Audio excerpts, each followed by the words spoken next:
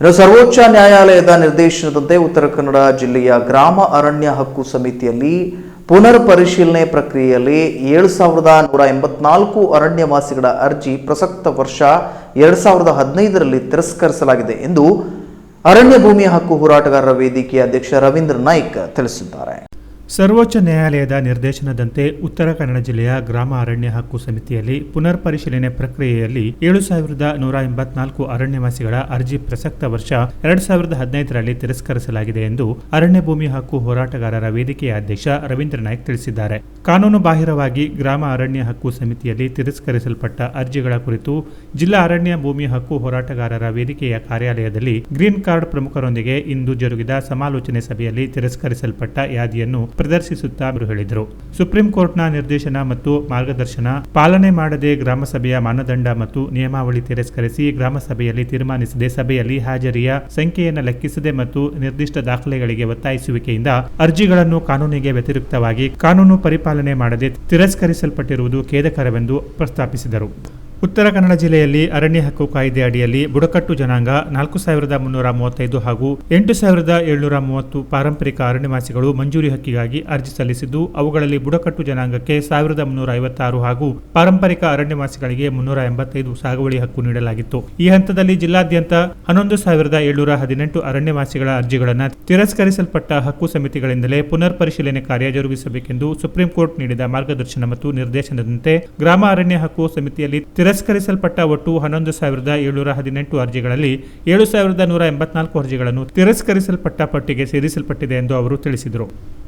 ಪ್ರಸಕ್ತ ವರ್ಷ ಗ್ರಾಮ ಮಟ್ಟದ ಅರಣ್ಯವಾಸಿಗಳ ಪುನರ್ ಪರಿಶೀಲನೆಯಲ್ಲಿ ತಿರಸ್ಕರಿಸಲ್ಪಟ್ಟ ಯಾದಿಯಲ್ಲಿ 2,961 ಅರ್ಜಿ ತಿರಸ್ಕರಿಸಲ್ಪಟ್ಟು ಅತಿ ಹೆಚ್ಚು ಶಿರಸಿ ತಾಲೂಕಿನದಾಗಿದೆ. ತದನಂತರ ಭಟ್ಕಳ 1,801, ಕುಮಟಾ 966, ಯಲ್ಲಾಪುರ 905, ಹಳಿಯಾಳ 181, ಅಂಕೋಲಾ 171, ಸಿದ್ದಾಪುರ 70, ಹೊನ್ನಾವರ 38, ಕಾರವಾರ 7, ಜೊಯ್ಡಾ 7 ಅರ್ಜಿಗಳು ತಿರಸ್ಕರಿಸಲ್ಪಟ್ಟ ಯಾದಿಯಲ್ಲಿ ಕಂಡುಬರುತ್ತದೆ ಎಂದು ಅಧ್ಯಕ್ಷ ರವೀಂದ್ರ ನಾಯ್ಕ್ ಹೇಳಿದರು.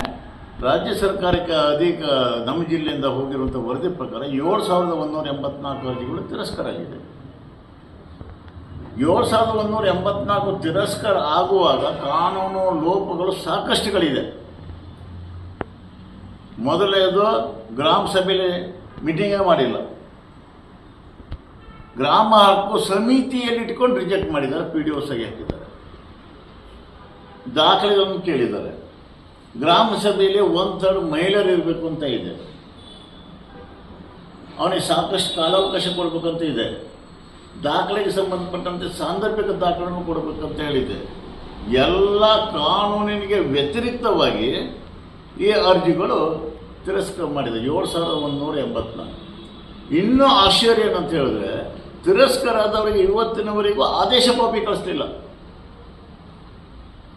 ಅವನಿಗೆ ಅದಕ್ಕೆ ಅಪೀಲ್ ಮಾಡ್ಕೊಳ್ಳಿಕ್ಕೂ ಅವಕಾಶಗಳಿಲ್ಲ, ಕಾನೂನು ಹೋರಾಟ ಮಾಡಲಿಕ್ಕೆ ಅವಕಾಶಗಳಿಲ್ಲ.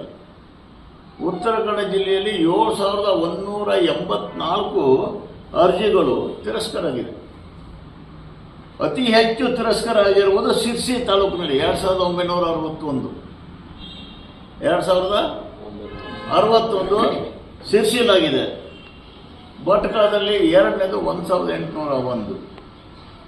ಈ ರೀತಿಯಾಗಿ ಕಾನೂನು ಬಾಹಿರವಾಗಿ ಕಾನೂನು ವಿಧಿವಿಧಾನ ಅನುಸರಿಸದೆ ಸುಪ್ರೀಂ ಕೋರ್ಟು ಕೆಲವು ನಿಯಮಾವಳಿಗಳನ್ನು ರೂಪಣೆ ಮಾಡಿತ್ತು. ಸಭೆಯಲ್ಲಿ ಜಿಲ್ಲಾ ಸಂಚಾಲಕರಾದ Ibrahim Gowdahalli, Bilur ಸಂಚಾಲಕರಾದ Nehru Naik, MR Naik, Rajiv Gowda ಕತ್ಗಾಲ್, career Bommagowda, Yashoda B ನೌಟೂರು, Rama Tukaram ಗೌಡೆ, ಬಸ್ತ್ಯಾಂ ಅಂಗ್ತೋನ್ D'Souza ಮುಂತಾದವರು ಉಪಸ್ಥಿತರಿದ್ದರು. Canara plus news, Sirsi.